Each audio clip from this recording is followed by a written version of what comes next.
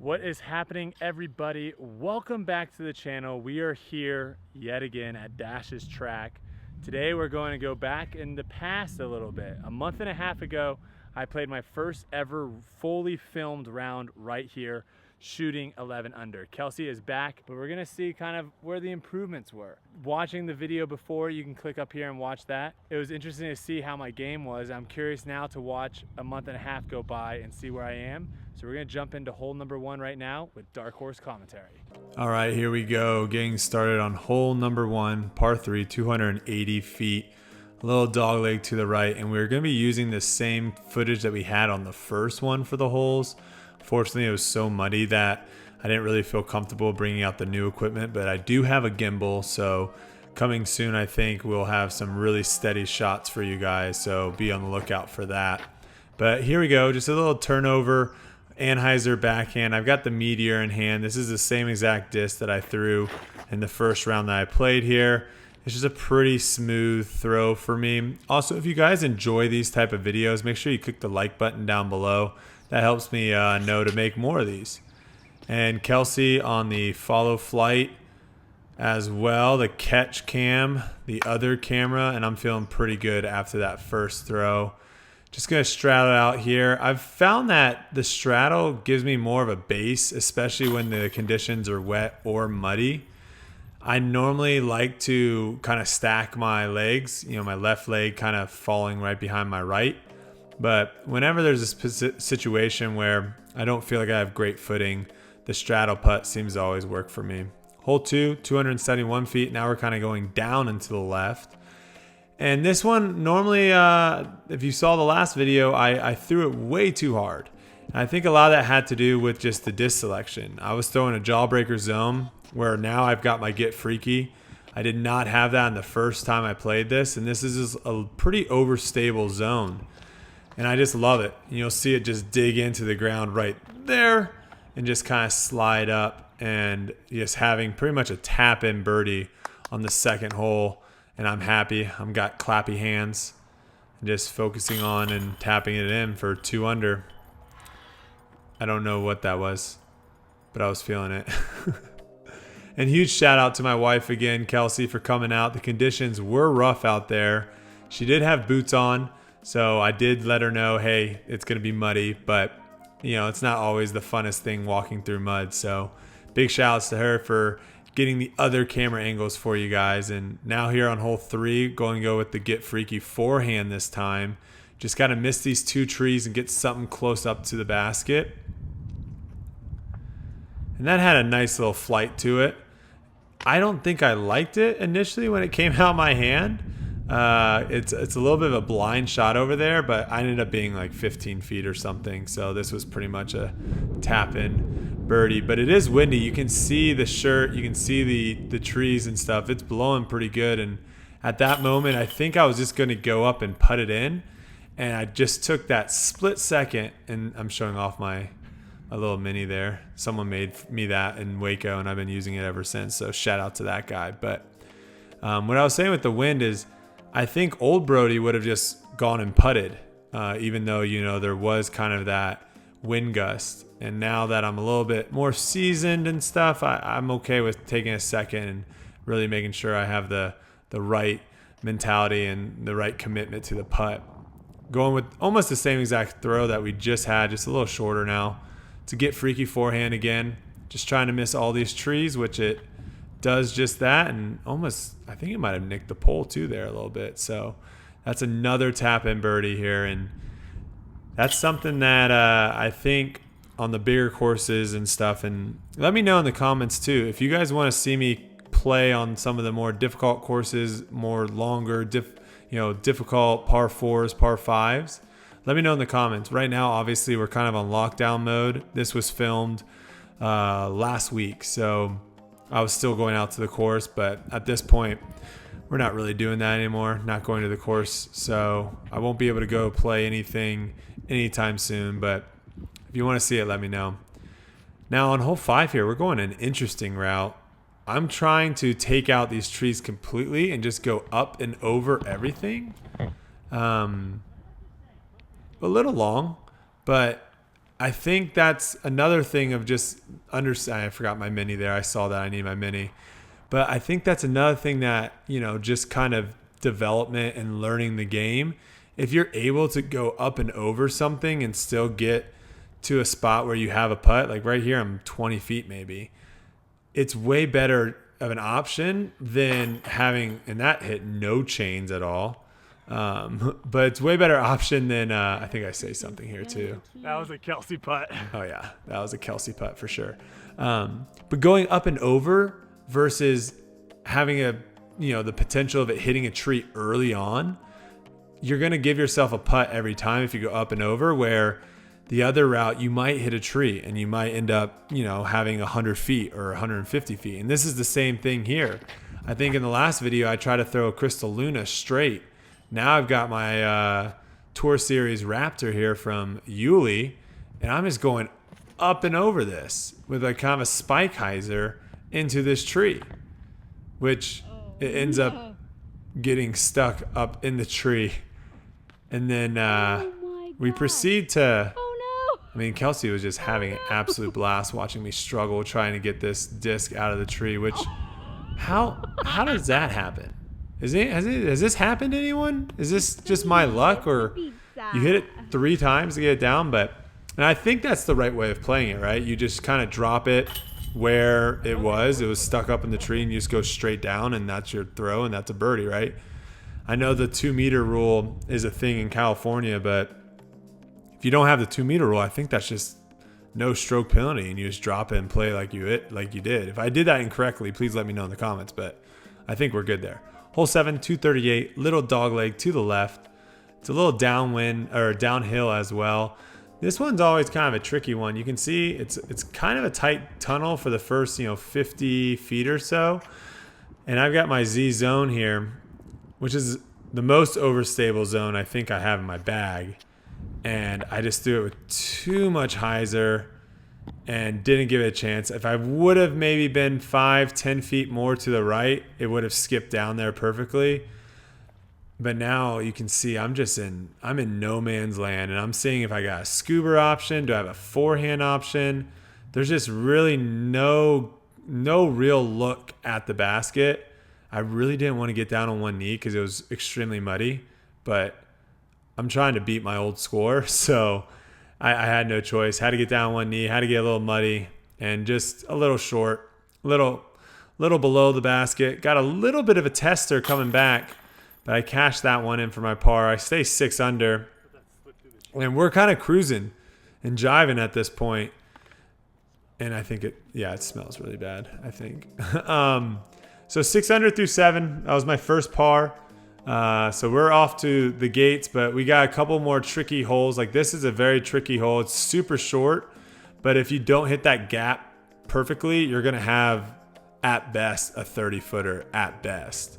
So you got to be really, really smart on not just your line and your angle control, but also your speed control to try to have it go through. And this is always a hole that I struggle on, but I got my get freaky here. We're going with the backhand. And see there, it's like I just threw it a little too hard. I think I need a little bit more hyzer and a little softer for it to really fit through that. But luckily I'm in between these trees and I actually have a decent stance. So I'm just playing this as a normal putt here. And yeah, that's a garage putt right there. That's about 20, 25 footer, somewhere in that range. And those are the ones I've just been grinding on in my garage. So that way, when I get out to the course, it just feels comfortable, knowing that you've made hundreds and hundreds of those, it just feels comfortable. Now, the only difference is, there I was a little bit elevated, the wind, I don't really get that in the garage, but just getting that form down and getting that confidence is a huge booster here. So again, another little tunnel shot here. I'm going with the get freaky. I'm going forehand this time. Last time I played this hole, I went with, I believe, a Crystal Luna backhand standstill, and I just chucked it straight up into the trees. But this one is a little bit out to the left. And if you watch my how to throw scuba, we filmed this literally right before we filmed this round, and my disc is almost perfectly in the same spot. And like I think Kelsey, I could see it. She's like, "You better throw scuba," and I was like, "Oh my gosh!" I was like, "I definitely have the low backhand." But all right, give the people what they want. You guys. Oh, and our first slow, bro. Oh man, it has been a hot minute since we busted out a slow, bro. But there we have it. Now we're moving into hole number 10. It's a short par 3, 168, but this is a fun one. It's one of those that if you are a bit too long, if you don't really work on exactly your release point and you're a little bit too high and you miss everything, you're going to end up having that 30-footer comebacker behind the basket because you saw there it kind of drops off. So I always like to play this one. I believe I have a jawbreaker zone in my hand. I like to play this one just straight at kind of like 10 feet below the hill. Let's see if I hit it there. Yep, that was pretty money actually. That's kind of right where I'm trying to hit. Don't really want to hit any closer to the basket and just have it kind of skip on up there. So we get a tap in birdie, and that puts me at 9 under. Oh, with a little swag too. I forgot I did that. So now we're moving on hole 11, par 3, 257 feet. This one's a tricky one too, especially when it's kind of windy, because it makes you feel like you can just kind of throw something out to the left and have it come back to the right, whether it's a forehand or a turnover backhand. But you don't really feel the wind kind of back here in the tee box. And so you got to make sure you know exactly what the wind's going to do. And right there, I'm just kind of going through the motion, trying to figure out exactly what angle I need to release this. This is my Get Freaky again, going forehand. And we're going up and above everything. Just taking these trees out of play and just trying to, oh, a little butt scratch too. You guys got a little treat there. And that was pin high, but just a little bit to the right. And so now I'm going to have, 25, 23 feet or something like that. And this is where I think one of the things that I talked about earlier, like the garage putts, something that I'm continuing to try to do is expand my gimme putts, if that makes sense. I think when I first played, 15 feet was probably the range of where I felt comfortable. And you can see how muddy it is. I'm just showing you how dirty that Get Freaky is. But 15 feet was like where I felt comfortable knowing like, okay, I'm going to make this putt. And over, the last several weeks since we filmed the first round out here, I'm trying to expand that. And, about a week ago or 2 weeks ago, it was 20 feet. Now it's about 25. And now I'm trying to expand it to 30. So I've been really working on those 27 and 30 footers so I can try to expand. And I think that's something that's really key is start where you feel confident and then slowly expand out. What do we got here? Is this a Get Freaky? Yeah, another Get Freaky here, backhand. Just trying to land it short. Ended up actually throwing it a little bit further than I wanted to, but got lucky. If you're long here, you sometimes will have something in your way.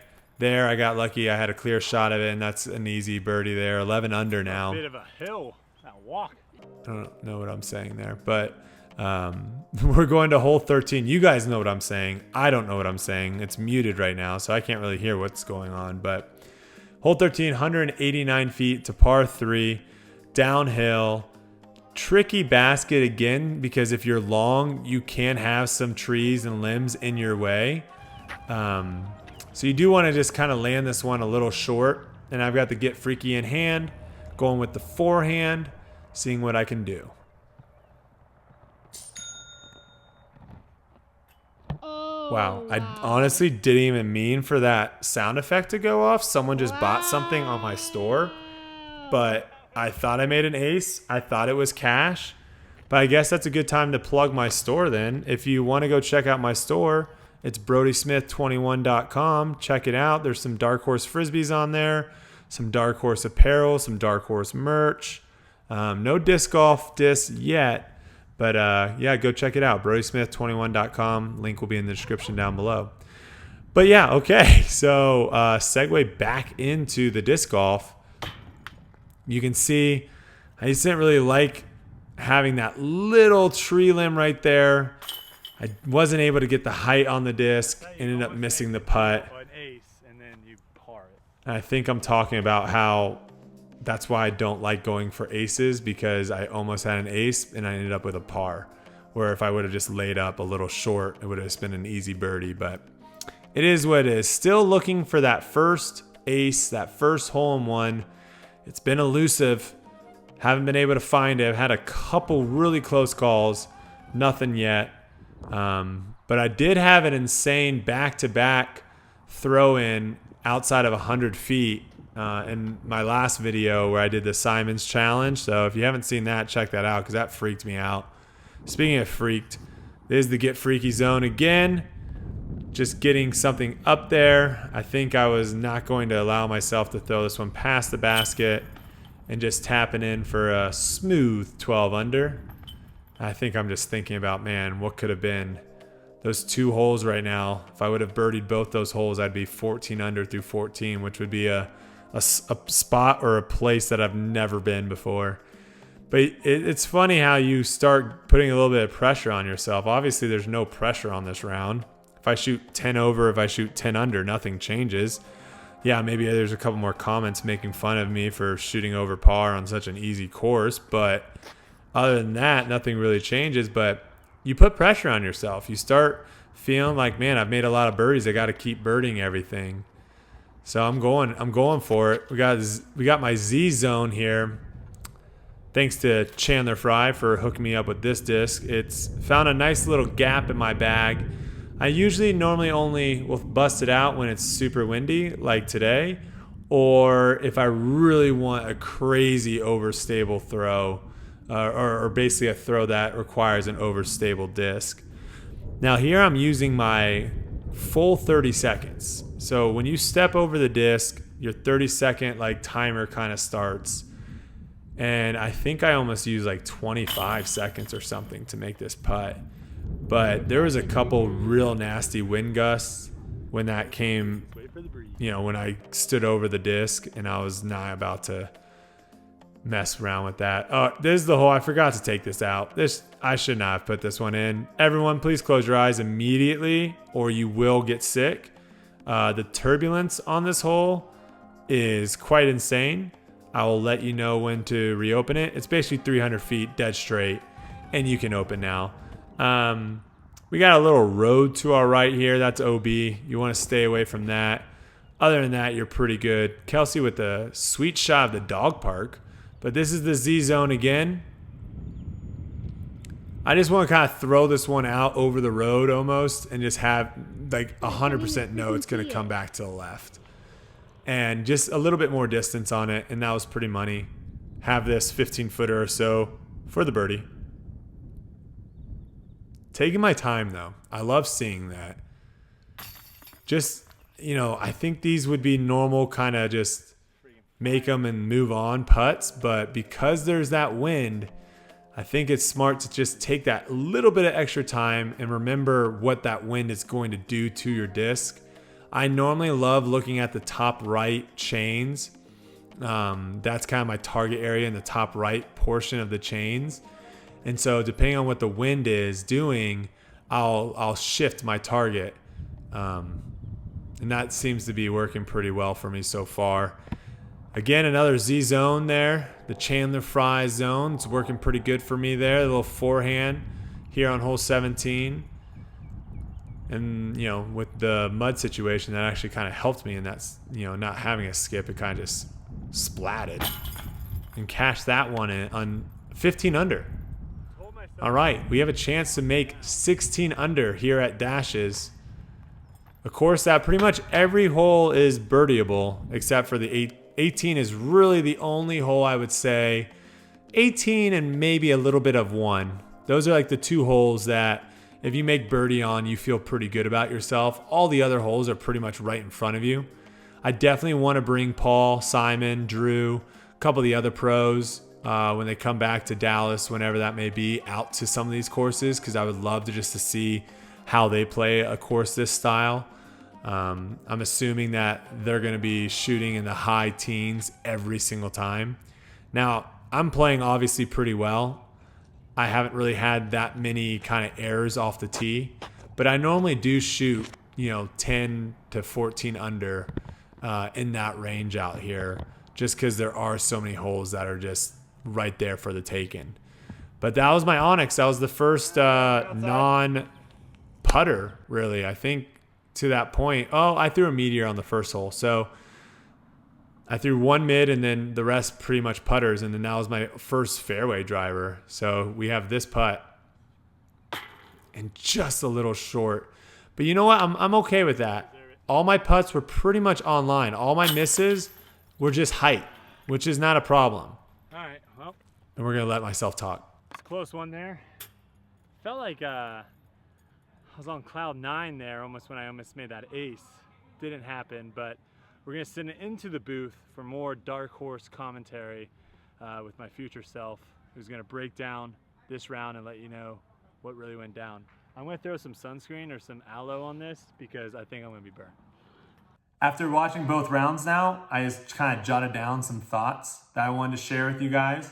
The first one being that I didn't feel like I missed any easy putts in my second round. I feel like in the first round, I missed a couple here and there. I had a lot more easier birdies, a lot of tap-ins, discs that are right around the basket in the second round, which I think takes a lot of pressure off you. I think you can see a difference in the confidence in my throws, not just off the tee, but also the putts. There's no more of, I don't know what this disc does, or I'm not sure if it's gonna be able to fly that way, or even, I don't even know if I'm confident enough in being able to pull this shot off. I think that is a huge thing. And now we're gonna pull up some stats over here that you guys can look at as well.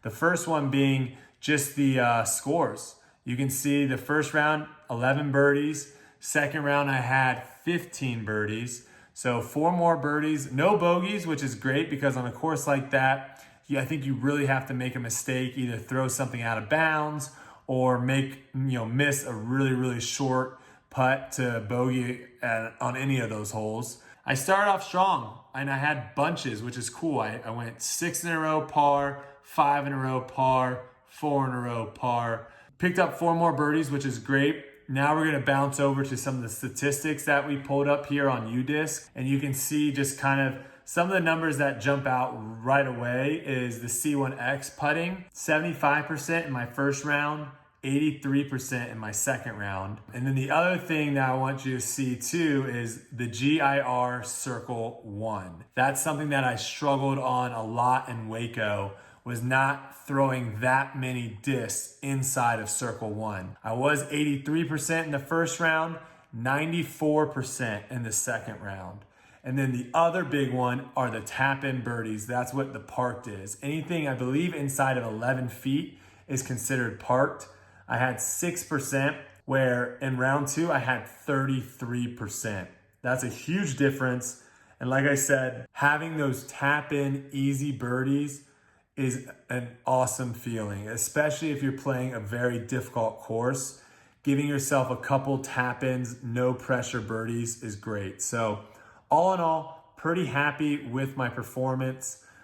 If you guys enjoyed videos like this, seeing kind of where the progression is, this is an easy way for me to kind of look back and see where I'm improving, see where I still need to work on. I'm gonna hopefully be playing some bigger, longer courses here in the Dallas area once everything kind of settles down and we're allowed to go out of the house and go to the disc golf courses again. But hopefully you guys enjoyed this video. If you did, make sure to click the like button down below. It helps me out a lot. I really appreciate all those guys that watch all the videos and like them immediately. That helps me out a lot. And if you aren't subscribed yet to the channel, make sure you click the subscribe button too. It'll also give you a little bell there if you want to turn that on, turn on your notifications. Until the next one, guys, I'm gonna get back to editing the next videos because we're in shutdown mode right now. There's not really too much to do other than film and edit. But just gonna keep trying to crank out the content for you guys. Thanks again for all the support. Until I see you guys in the next one, keep slinging them discs inside your house.